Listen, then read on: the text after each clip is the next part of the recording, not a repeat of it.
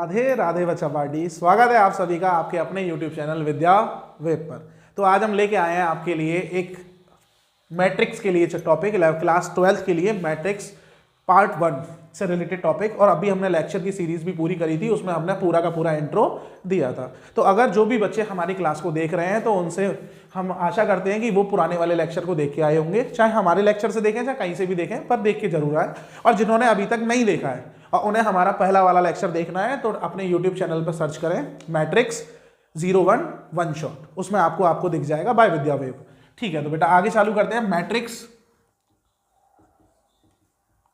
तो मैट्रिक्स का इंट्रो हमने दे ही दिया था। आज हम मैट्रिसेस के देखेंगे ऑपरेशंस। तो मैट्रिसेस में ऑपरेशंस क्या होते हैं, किसी भी मैट्रिक्स को किस तरीके से दूसरी मैट्रिक्स में जोड़ा जाएगा, किसी भी मैट्रिक्स को किस तरीके से मल्टीप्लाई होता है, यानी कि addition of matrix, subtraction of matrix and multiplication of matrix, as well as हम देखेंगे what are symmetric and skew symmetric matrix. और उसके साथ साथ हम देखेंगे अपना last topic transpose of matrix. तो इतना डेटा आज हम इतने टॉपिक क्लियर करने वाले हैं और सारे के सारे टॉपिक, और आशा करते हैं कि आपको बहुत आसानी से समझ में आएगा। तो सबसे पहले बेटा चालू करते हैं एडिशन और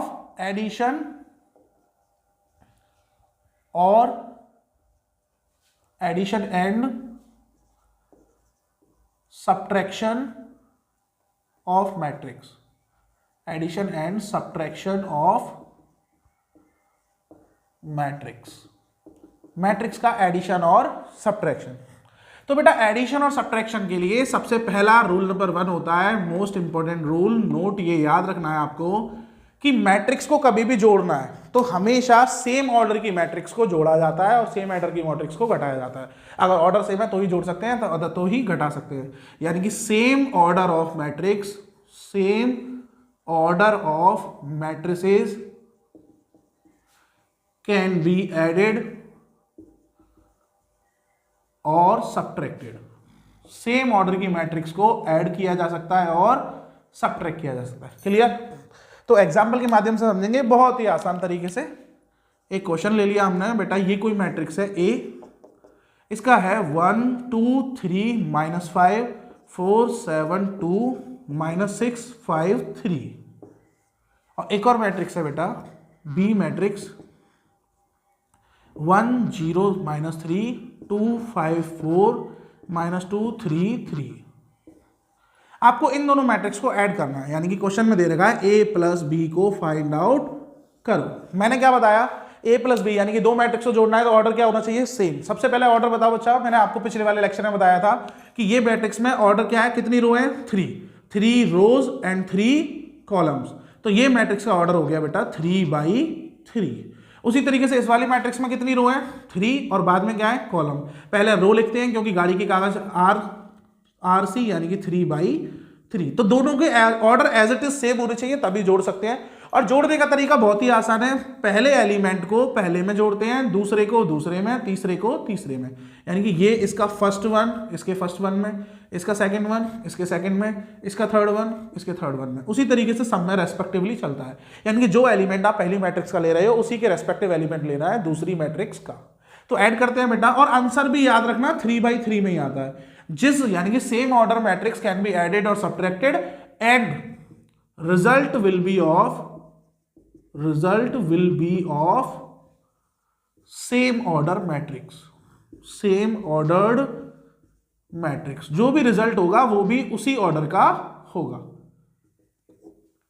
तो यहां ऐड करते हैं, पहले को पहले में जोड़ा 2 and 1 3 और 0 3, -5 और -3 दोनों को ऐड करेंगे बेटा, ये आएगा -8, 4 और 2 6, 7 और 5 12, 2 + 4 6, -6 -2 -8, 5 + 3 8, 3 + 3 6। और ये हो गया बेटा आपका आंसर। इस तरीके से किसी भी मैट्रिक्स का एडिशन कर सकते हैं। अच्छा, एक और क्वेश्चन ले लेते हैं एडिशन के लिए। जैसे मैंने ले लिया 2 1 5 7 3 -4, और ये है A and another one is B is equal to 5 6 -3 1 2 -1। आपको क्या करना है, ए प्लस बी निकालना है सिमिलरली। तो सबसे पहले ऑर्डर सेम होना चाहिए। ऑर्डर सेम को बेटा चेक करो, ऑर्डर क्या है इस वाली मैट्रिक्स में sir, number of rows, row 1 row 2 and row 3। 3 तो रो है और कॉलम 2 है, ऐसे ही 3 row and column 2 same order है। इसका मतलब आंसर भी कितने का आएगा, 3/2 का। पहला पहले भी ऐड होगा, 2 + 5 7, 1 and 6 7, 5 and -3 2, 7 and 1 8, 3 and 2 5, -4 और -1 -5। बेटा इस तरीके से आप किसी भी मैट्रिक्स का एडिशन कर सकते हैं। उसी तरीके से मैंने बताया जो ऑपरेशन एडिशन में यूज होता है वही ऑपरेशन किस में यूज होगा, सब्ट्रैक्शन में। तो अब इसी तरीके से इसमें एक और क्वेश्चन लेते हैं। जैसे यहाँ a + b निकाला, हमें इसी में क्या निकालना, a - b। एक ही क्वेश्चन में a - b निकालते हैं, यानी कि इन्हीं दोनों मैट्रिक्स का सब्ट्रैक्शन करना है, इन्हीं दोनों मैट्रिक्स का सब्ट्रैक्शन यहाँ करना है। तो जो एडिशन में प्रॉपर्टी होती है वही सब्ट्रैक्शन में होती है, यानी कि आपको अगर सब्ट्रैक्ट करना है तो ऑर्डर क्या होना चाहिए, सेम। यहाँ पे ऑर्डर हमने पहले ही चेक कर चुके हैं। तो सब्ट्रैक्ट करेंगे बेटा, पहले एलिमेंट से पहले को घटाना है, 2 और 1। अच्छा, कभी भी सब्ट्रैक्ट करो तो अपने मन से दोनों मैट्रिक्स के बीच में माइनस लिख लो, जिससे आपको याद रहे। सब्ट्रैक्ट करने के लिए मैंने अगर बोला आपसे कि 5 में से 7 को सब्ट्रैक्ट करना है, तो ये माइनस हम खुद से लगाते हैं, माइनस हम खुद से लगाएंगे अपनी पॉकेट से निकाल के। तो ये याद रख लेना, कभी भी सब्ट्रैक्ट करो तो बीच में माइनस खुद से रख के रखो, जिससे पता चले। 2 में से सर 1 जाएगा, 2 में से 1 गया तो 1, सेकंड वाले में से सेकंड, यानी कि this is a12, this is a12। 3 में से 0 गया तो 3, -5 और ये -3, पर ये माइनस भी लगेगा ना, -5, यानी कि यहां देखो -5 और ये था -3, और सर बीच में क्या आया, हमारा वाला माइनस। तो माइनस से माइनस क्या हुआ, प्लस। -5 + 3 क्या आया, -2। तो यही लॉजिक होता है जहां बच्चे ज्यादातर गलतियां करते हैं। तो कभी भी -5 में से -3 घटाएंगे तो बच्चे क्या करते हैं, सर -5 -3 ये तो प्लस हो जाएगा। नहीं होगा बेटा, माइनस यहाँ हिडन होता है, उस हिडन को आपको लगा के चल रहा है जिससे पता चले। -5 -3, तो माइनस से माइनस प्लस हुआ तो क्या आया आपका, -2। ऐसी 4 -2 2, 7 -5 2, 2 -4 -2, -6 -2, तो माइनस माइनस क्या हो गया, प्लस। तो -6 + 2 आया बेटा -4। 5 - 3 कितना आया, 2। 3 - 3 कितना आया बेटा, 0। और दिस वाज द आंसर। इस तरीके से आप सब्ट्रैक्शन ऑफ मैट्रिक्स निकाल सकते हैं। यहां पे करते हैं सेम प्रोसेस से। अच्छा, ऑर्डर क्या, 3/2, इसका भी 3/2, तो इसका भी क्या आएगा, 3/2। तो करो ऑर्डर बेटा, पहले को पहले से, 2 - 5, यहां इन दोनों के बीच में माइनस लगा लो जिससे पता चले। 2 - 5 यानी कि -3, 1 - 6 यानी कि -5, 5 - -3 यानी कि माइनस प्लस। तो 5 + 3 = 8, 7 - 1 = 6, 3 - 2 = 1, -4 -1 क्या हो गया बेटा, प्लस। तो 3 + 1 = 4। This was the answer. तो आप addition and subtraction of matrix को कर सकते हैं। तो बेटा स्क्रीनशॉट लें और वीडियो को नोट करें। तो बच्चा नोट कर लिया होगा, रफ करते हैं और आगे बढ़ते हैं। अगला टॉपिक है मल्टीप्लिकेशन। एडिशन ऑफ मैट्रिक्स हमारा कंप्लीट हो गया, अब आते हैं मल्टीप्लिकेशन ऑफ मैट्रिक्स। तो मल्टीप्लिकेशन बेटा ध्यान से समझेंगे, one of the most important topic है मल्टीप्लिकेशन। तो मल्टीप्लिकेशन ऑफ मैट्रिक्स,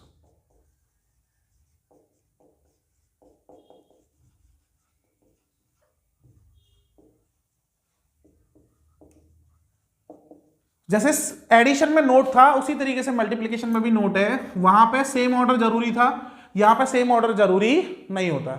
आप किसी भी ऑर्डर का मैट्रिक्स का मल्टीप्लाई किसी भी ऑर्डर में कर सकते हैं, बट एक कंडीशन होती है मल्टीप्लिकेशन के लिए। कंडीशन क्या है कि जैसे ये है मैट्रिक्स 1, ये मान लो दिस इज A = ये मैट्रिक्स 1 है और इसका ऑर्डर है कुछ P × Q। ऐसी B एक मैट्रिक्स 2 है, इसका ऑर्डर है R × S। तो अगर ये दो मैट्रिक्स है और आप चाहते हो इन दोनों का मल्टीप्लाई, तो ये नोट क्या कहता है, A × B is only and only possible, only and only possible, ये केवल तभी पॉसिबल है इफ पहली वाली मैट्रिक्स का कॉलम और दूसरी वाली मैट्रिक्स का रो, यानी कि इन ऑर्डर के अंदर अंदर वाली डिजिट क्या हो, सेम। यानी कि इफ A = P/Q का मैट्रिक्स है एंड M2 = R/S का मैट्रिक्स है, तो A and B is only possible if Q is equal to R, यानी कि Q क्या है, नंबर ऑफ कॉलम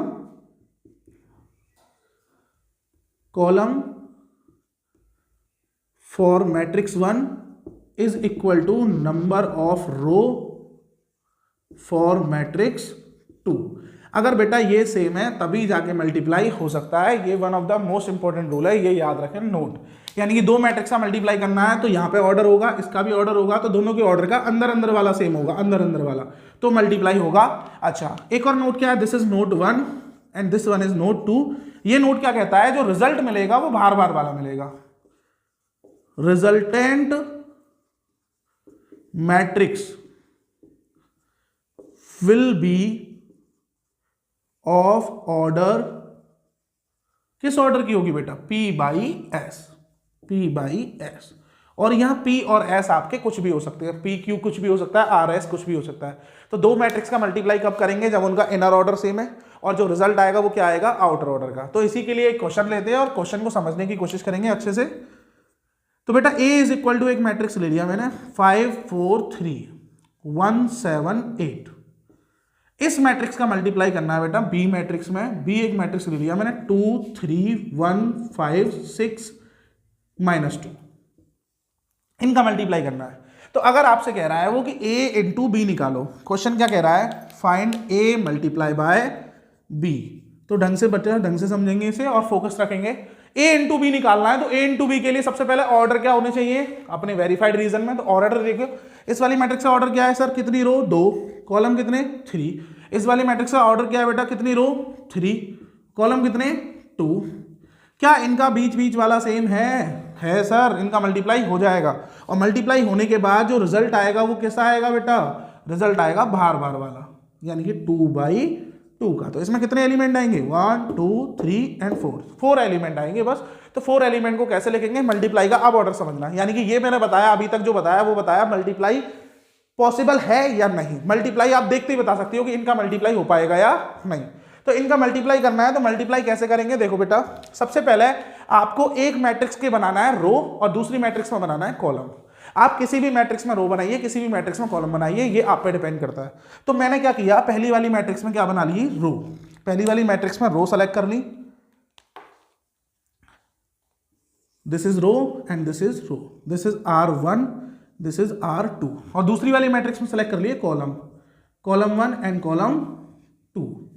तो बेटा जैसे मल्टीप्लाई आप कैसे करते थे, 23 का 52 में मल्टीप्लाई करना है तो आपने छोटी डिजिट का मल्टीप्लाई किया था तो पहले 2 का इन दोनों में करते थे, फिर 5 का इन दोनों में करते थे और फिर ऐड करते थे। वही प्रोसेस यहाँ होता है। यानी कि आपको पहले आप किधर से भी मल्टीप्लाई चालू करिए, ये कोई रूल नहीं है कि सर यहाँ से ही करना है कि यहाँ से करना है। आपको यहाँ से करना है तो इस 2 का पहले 5 में करिए, फिर 2 में करिए, इस 3 का 5 में करिए और 2 में करिए, आंसर सेम आता है। ऐसे भी यहाँ सेम आएगा। बस थोड़ा सा बात ये याद रखनी है कि आप पहले डिसाइड कर लीजिए आपको किसका मल्टीप्लाई करना है, कॉलम का रो में करना है या रो का कॉलम में करना है। जहां आप जिस भी चीज को रोक के चलोगे उसी तरीके से आंसर को मैनेज करना है। कॉलम को रोकोगे तो कॉलम वाइज आंसर लिखना है और रो को रोकोगे तो रो वाइज आंसर लिखना है। रोकने का मतलब है जैसे मेरे को क्या करना है, इस कॉलम का मल्टीप्लाई रो में करना है। मैं मल्टीप्लाई कर रहा हूं इस वाले हैंड से, जो हम शुरू से सीखते आए हैं बचपन से। इस वाले का मल्टीप्लाई इसमें करेंगे, इस वाले का मल्टीप्लाई इसमें करेंगे। यानी कि पहले कॉलम 1 का मल्टीप्लाई R1 में होगा। हम इस पूरे को पहला एलिमेंट मानते हैं, ये पूरा पहला एलिमेंट, ये पूरा दूसरा एलिमेंट। तो पहले जैसे यहाँ पे 2 का मल्टीप्लाई इन दोनों में किया था, ऐसे यहाँ पे इसका मल्टीप्लाई इसमें भी करेंगे और फिर इसमें भी करेंगे। तो रो में तो दोनों में कर रहा हूं ना, पर मैंने रोक के क्या चला, कॉलम। तो बेटा जब कॉलम को रोक के चलते हैं तो आंसर कैसे लिखेंगे, कॉलम वाइज। और अगर मैं इधर से मल्टीप्लाई चालू करता तो मैं पहले रो का किसका करता, पहली R1 का पहले कॉलम में, फिर इसी R1 का किसमें करता, दूसरे कॉलम में। तो मैं किसे रोक के चल रहा हूं, रो को। तो आंसर कैसे लिखते, रो वाइज। बस यही अंतर है। तो आप किसी भी जगह पर ट्राई करोगे, कहीं पर भी पढ़ोगे तो सबके पढ़ाने के तरीके अलग अलग होते हैं। आपके स्कूल्स में हो सकता है किसी और तरीके से सिखाया हो। तो बस ये याद रख लेना, अगर रो का कॉलम में करते हैं तो रो वाइज लिखते हैं और कॉलम का रो में करेंगे तो कॉलम वाइज। मतलब जिस भी चीज को रोक के चलेंगे आंसर को उसी के फॉर्मेशन में लिखना पड़ेगा। तो हम कर रहे हैं कॉलम का रो में। अच्छा, मल्टीप्लाई का रूल होता है होगा सेम का सेम से, यानी कि पहले एलिमेंट का पहले से, दूसरे एलिमेंट का दूसरे से, तीसरे एलिमेंट का तीसरे से। तो अगर सर इस कॉलम का मल्टीप्लाई इस रो में करना है तो ये मतलब नहीं है कि इसके 2 एलिमेंट का मल्टीप्लाई सब में होगा, नहीं। पहले एलिमेंट का पहले से ही होगा, दूसरे का दूसरे से ही होगा, तीसरे का तीसरे से ही होगा। तो इस कॉलम का करेंगे पहले इसमें। तो इसका इसमें करेंगे, आपको पहला एलिमेंट मिलेगा। करो बेटा, पहले वाले का पहले वाले से 2 5 जा 10, फिर प्लस आएगा। दूसरे वाले का दूसरे वाले से 1 4 जा 4, फिर प्लस आएगा। फिर तीसरे वाले का तीसरे वाले से 6 3 जा 18। आपने इस पूरे एलिमेंट का इस पूरे एलिमेंट में मल्टीप्लाई कर लिया, तो आपको इसका इसका करके बाद मिलेगा पहला एलिमेंट। फिर इसका करेंगे दूसरे वाले में, तो पहले एलिमेंट का पहले से, और कॉलम वाइज लिखेंगे आंसर, क्योंकि मैं कॉलम का मल्टीप्लाई कर रहा हूं। तो 2 1 जा 2 प्लस दूसरे का दूसरे से 1 7 जा 7 प्लस तीसरे का तीसरे से 6 8 जा 48 हो गया। ठीक है भाई, कॉलम खत्म हो गया। अब भूल जाइए इस कॉलम को, यानी कि इसका कंप्लीट हो गया। अब इसका करेंगे इन्हीं दोनों में, तो पहले का पहले से 3 5 जा 15 प्लस दूसरे का दूसरे से 5 4 जा 20 प्लस तीसरे का तीसरे से -2 3 जा -6 20 प्लस -6। इसी तरीके से पहले का, अब इस कॉलम 2 का किस में करेंगे, R2 में। तो पहले का पहले से 3 प्लस दूसरे का दूसरे से 35 प्लस तीसरे का तीसरे से -2 8 जा 16, और आंसर आएगा 2/2 में। बन गए बेटा 4 एलिमेंट। अगर मैं कॉलम को रोक के चलता तो किस में करता, कॉलम में, और रो को रोक के चलता यानी कि इधर से इधर का मल्टीप्लाई करता तो रो वाइज आंसर लिखता। बस इतना ही अंतर रहता है, और किसी भी तरीके से करें। ऐड करो, 18 और 4 22 और 2 10 32। उसी तरीके से 7 और 2 9 9 और 48 57। 20 और 5 15 20 और 15 आया बेटा 35 35 में से 6 गया तो 29। 35 और 3 38, और 38 में से 16 जाएगा बेटा, तो 38 में से 16 सब्ट्रैक्ट करेंगे तो आएगा आपका 38 - 10 28 में 6 है 22। आंसर पॉजिटिव 2/2 का मैट्रिक्स आया। This was the answer. इस तरीके से मल्टीप्लिकेशन आप कर सकते हो। अगर आप रो टू कॉलम करोगे, एक और एग्जांपल लेते हैं, थोड़ा बड़ा मैट्रिक्स लेते हैं, उसमें और क्लियर हो जाएगा। ठीक है बेटा, तब तक के लिए इसे पॉज करें, स्क्रीनशॉट लें, क्योंकि वो क्वेश्चन अगली स्लाइड में ही आएगा। रफ कर दें बच्चा, नोट कर लिया होगा आपने, नोट तो नहीं किया होगा, स्क्रीनशॉट ले लिया होगा।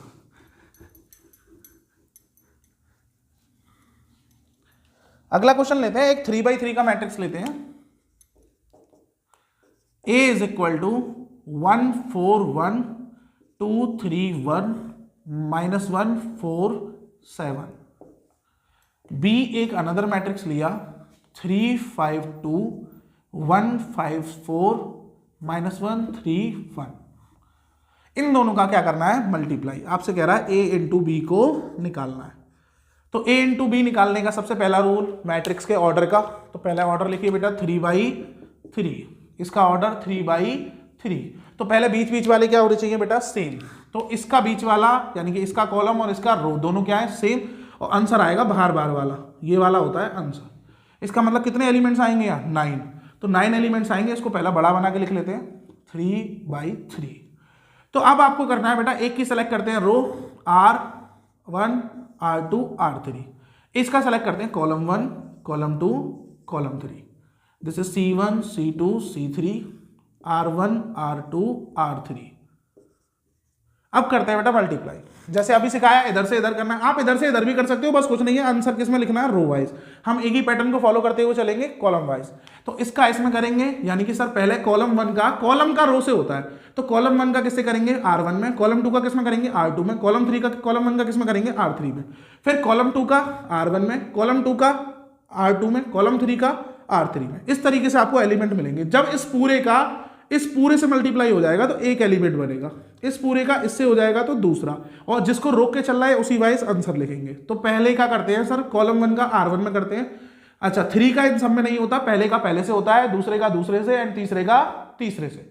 तो 3 का करेंगे पहले एलिमेंट का पहले से, 3 1 जा 3 प्लस 1 4 जा 4 प्लस -1 इंटू 1 -1। फिर इस कॉलम 1 का R1 से हो गया, मतलब पहला स्लॉट हमारा कंप्लीट। कॉलम 1 का किससे करेंगे, R2 से, पहले का पहले से 3 2 जा 6 प्लस दूसरे का दूसरे से 1 3 जा 3 प्लस तीसरे का तीसरे से -1 इंटू 1 -1। तीसरे का पहले का तीसरे से करेंगे तो पहला वाला से -3 प्लस दूसरा एलिमेंट दूसरे से 1 4 जा 4 plus third one is third -1 into 7 -7। आपने इसका इन तीनों में कर लिया और 3 स्लॉट आपके तैयार हो गए। इसका कट किया, अगले वाले में चले। पहले से 5 1 जा 5 प्लस 5 4 जा 20 प्लस 3 1 जा 3, 5 2 जा 10 प्लस 5 3 जा 15 प्लस 3 1 जा 3, 5 1 जा -5 प्लस 5 4 जा 20 प्लस 3 7 जा 21। सिमिलरली कॉलम 3 का इन सबसे करेंगे तो फर्स्ट वाले का फर्स्ट से 2 1 जा 2 प्लस 4 1 4 जा 16 प्लस 1 1 जा 1, 2 2 जा 4 प्लस 4 3 जा 12 प्लस 1 1 जा 1, 2 1 जा -2 प्लस 4 4 जा 16 प्लस 1 × 7 7। और आपका ये सारा का सारा आंसर आ गया। तो अब आप इनके डेटा को लिखिए। 3 और 4 7 -1 6, 6 और 3 9 -1 8, 4 7 और 3 माइनस प्लस 7 और 3 माइनस का 10, माइनस का 10 में से 4 गया तो ये आया -6। फिर 20 और 5 25 और 3 28, 15 और 10 25 और 3 28, 20 और 21 41, 20 और 21 41, 41 में से 5 गया तो ये आया आपका 36 प्लस का, 16 17 18 19, 12 और 1 13 और 4 17, 16 और 7 ये आया आपका बेटा 16 में से 2 गया माइनस प्लस का 12 14 और 14 और 7 21। आंसर आया 3/3। इस तरीके से आप किसी भी मैट्रिक्स को मल्टीप्लिकेशन कर सकते हो और उम्मीद करता हूं कि आपको अच्छे से आ गए होंगे। अगला टॉपिक लेते हैं। अगला टॉपिक है आपका बेटा transpose of matrix. Transpose of matrix.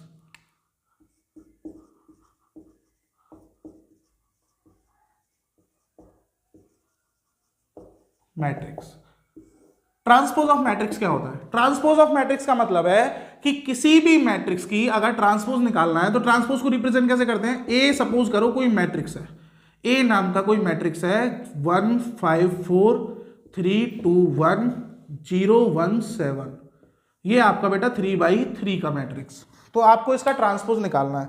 तो सबसे पहली बात, किसी भी मैट्रिक्स के ट्रांसपोज को रिप्रेजेंट किया जाता है ए डैश से या फिर ए के ऊपर टी से। इसको बोलते हैं ट्रांसपोज। क्या बोलते हैं बेटा? ट्रांसपोज। ये ट्रांसपोज ऑफ मैट्रिक्स का सिंबल है। किसी भी मैट्रिक्स का ट्रांसपोज करोगे तो क्या लिखोगे? ए के ऊपर डैश या ए के ऊपर टी। और इसको रिप्रेजेंटेशन कैसे किया जाता है? किसी भी मैट्रिक्स का row is change to column and column is change to row. आप किसी भी मैट्रिक्स का या तो रो को चेंज कर दो कॉलम से या फिर कॉलम को चेंज कर दो रो से, तो क्या बन जाएगा? ट्रांसपोज। जैसे इस मैट्रिक्स का ट्रांसपोज निकालना है तो sir A dash is equal to क्या आएगा बेटा? 1 5 3, this is R1, this is R2, this is R3। आपको क्या करना है? R1 को बना देना है column 1 5 4, this is column 1, 3 1 1, R2 को बना दिया column 2, 3 1 1, this is column 2, and R3 को बना दिया कॉलम 3, 0 1 7, दिस इज कॉलम 3। इस तरीके से जो मैट्रिक्स मिलेगी उसको बोलेंगे ट्रांसपोज ऑफ मैट्रिक्स। तो किसी भी मैट्रिक्स का ट्रांसपोज ऐसे निकाल सकते हैं। और ट्रांसपोज की कुछ प्रॉपर्टीज हैं, उन प्रॉपर्टीज को और करा दे रहा हूं मैं, फिर ट्रांसपोज खत्म।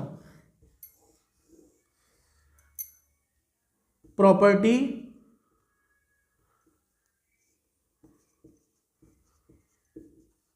Of transpose matrix. Transpose matrix की प्रॉपर्टी। तो पहली प्रॉपर्टी क्या है बेटा? पहली प्रॉपर्टी ये कहती है कि किसी भी मैट्रिक्स का ट्रांसपोज हो और उस ट्रांसपोज का दोबारा से ट्रांसपोज कर दिया जाए तो लौट के ए आ जाता है। देखिए हमने इसका ट्रांसपोज क्या किया, ये, और फिर इसका दोबारा से ट्रांसपोज कर दूं तो जो ये रो है वो दोबारा क्या बनेगी? कॉलम। तो 1 3 0 कॉलम बना, 5 1 1 फिर कॉलम बना, 4 1 7 फिर कॉलम बना, यानी कि लौट के क्या आ गया? ए। तो किसी भी मैट्रिक्स का ट्रांसपोज का फिर से होल ट्रांसपोज क्या होता है? ए। दूसरा प्रॉपर्टी ये कहता है बेटा कि किसी भी मैट्रिक्स में के का मल्टीप्लाई हो रहा हो, के स्केलर है, कोई डिजिट है, अभी बता देंगे मल्टीप्लाई किसी डिजिट का कैसे होता है। किसी भी मैट्रिक्स में किसी कांस्टेंट का मल्टीप्लाई हो रहा हो और उसका करवा रहा है वो आपसे ट्रांसपोज, तो स्केलर, ये कांस्टेंट का ट्रांसपोज नहीं होता। आप के को बाहर निकाल लीजिए और इस ए का ट्रांसपोज कर दीजिए, दोनों का आंसर सेम आएगा।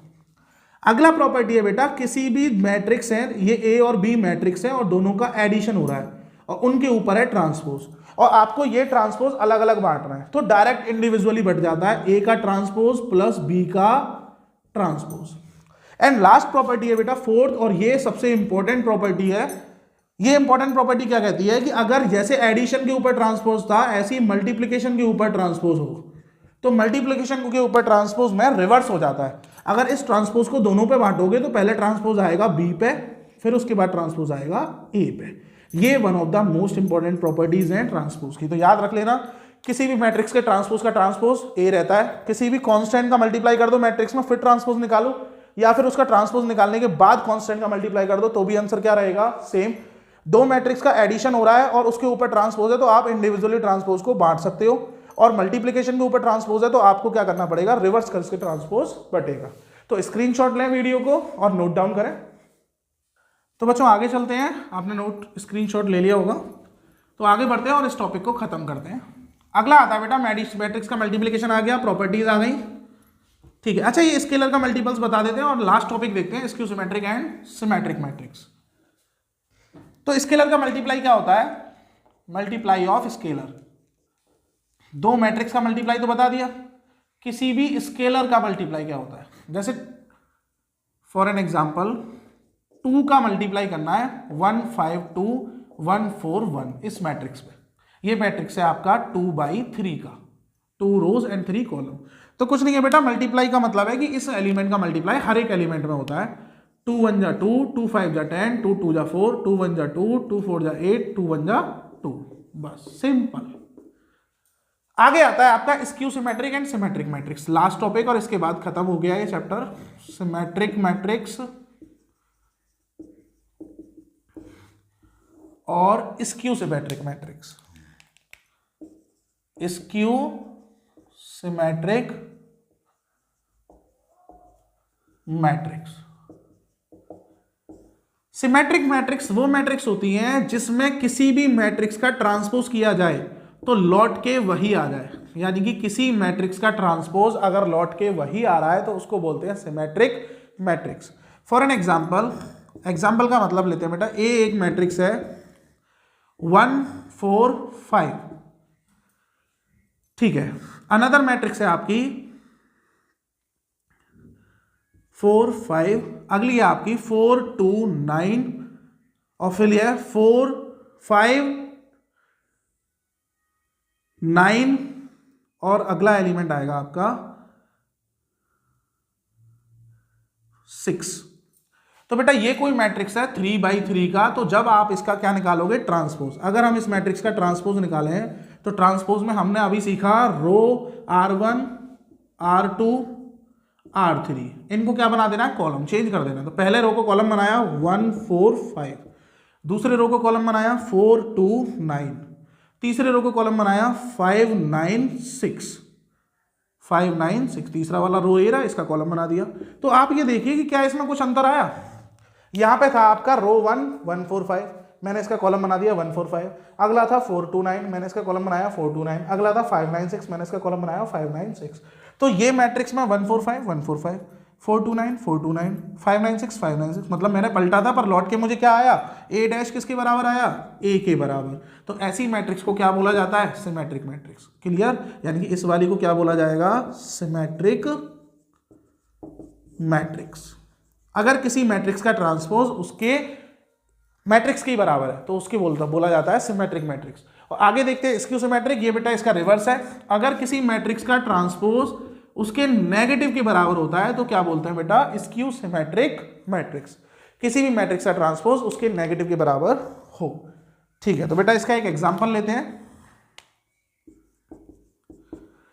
एग्जांपल लिया मैंने 0 2 4 -2 3 0 -4 0 3 -4 -3 एंड 0। ये एक मैट्रिक्स लेते हैं बेटा और इस मैट्रिक्स में हम इसका ट्रांसपोज निकालते हैं। तो किसी भी मैट्रिक्स का अगर ट्रांसपोज निकालेंगे तो रो को क्या किया जाएगा, कॉलम। दिस इज R1 तो कॉलम 1 0 2 4, दिस इज R2 तो कॉलम 2 -2 0 3, दिस इज R3 तो कॉलम 3 -4 -3 0। ये मैट्रिक्स बनेगी। और इस मैट्रिक्स को अगर हम देखें तो ये है तो इसी की जैसी, 0 है 0 है, 2 है -2 है, 4 है -4 है, पर एक अंतर है सर, इसके सारे एलिमेंट क्या है नेगेटिव। अगर इसमें से मैं मैट्रिक्स में से माइनस कॉमन ले लेता हूँ, ए डैश में से इसमें से माइनस कॉमन ले लें हम, तो 0 तो 0 रहेगा, -2 हो जाएगा 2, 4 हो जाएगा पॉजिटिव, 2 हो जाएगा नेगेटिव, 0 हो जाएगा 0, -3 हो जाएगा पॉजिटिव, 4 हो जाएगा नेगेटिव, 0 हो जाएगा 3 हो जाएगा -3 एंड 0 हो जाएगा 0। अब ये मैट्रिक्स बिल्कुल एज इट इज इसी के जैसी है। इसका मतलब किसी भी मैट्रिक्स का ट्रांसपोज किसके बराबर आया, नेगेटिव ऑफ मैट्रिक्स के, तो इसको बोला जाता है स्क्यू सिमेट्रिक। ऐसी मैट्रिक्स को क्या बोला जाता है, स्क्यू सिमेट्रिक। क्लियर। तो बेटा आज का लेक्चर पसंद आया होगा, उम्मीद करता हूँ आपको सारे के सारे डाउट्स क्लियर हो गए होंगे। तो मैट्रिक्स हमने 2 लेक्चर में खत्म कर दिया, तो जिसने भी नहीं देखा है वो पहले लेक्चर को भी देखें और इसको भी देखें, जिससे कि आपके सारे के सारे बोर्ड इंपॉर्टेंट के डाउट्स क्लियर हो जाएंगे और आप अपने सीबीएसई बोर्ड में बेस्ट से बेस्ट परफॉर्म कर पाएंगे। तो बेटा जिस भी बच्चों को पसंद आया है वो लाइक करें, सब्सक्राइब करें, शेयर करें और अपने जल्द मिलेंगे नए चैप्टर के साथ। धन्यवाद।